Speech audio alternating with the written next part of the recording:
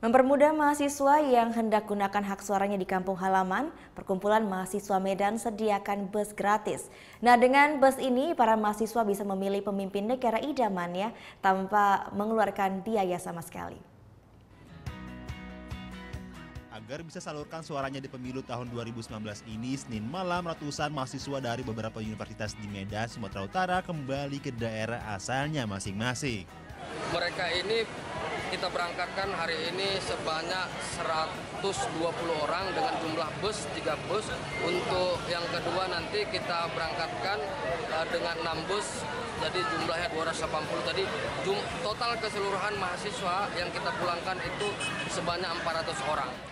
Dengan menggunakan bus gratis yang disediakan perkumpulan mahasiswa, para mahasiswa menyambut kegiatan ini dengan antusias. Kalau pulang kampung itu sungguh membutuhkan biaya yang sangat tinggi, dan itu merupakan perkiraan yang cukup bagi seorang mahasiswa.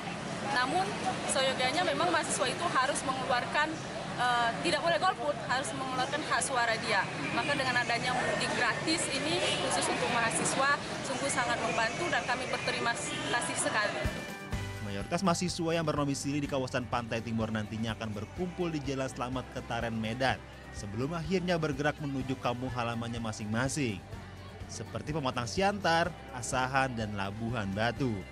Usai pemilihan, para mahasiswa ini akan dijemput untuk kembali menuntut ilmu. Yonusia Putra melaporkan untuk NET.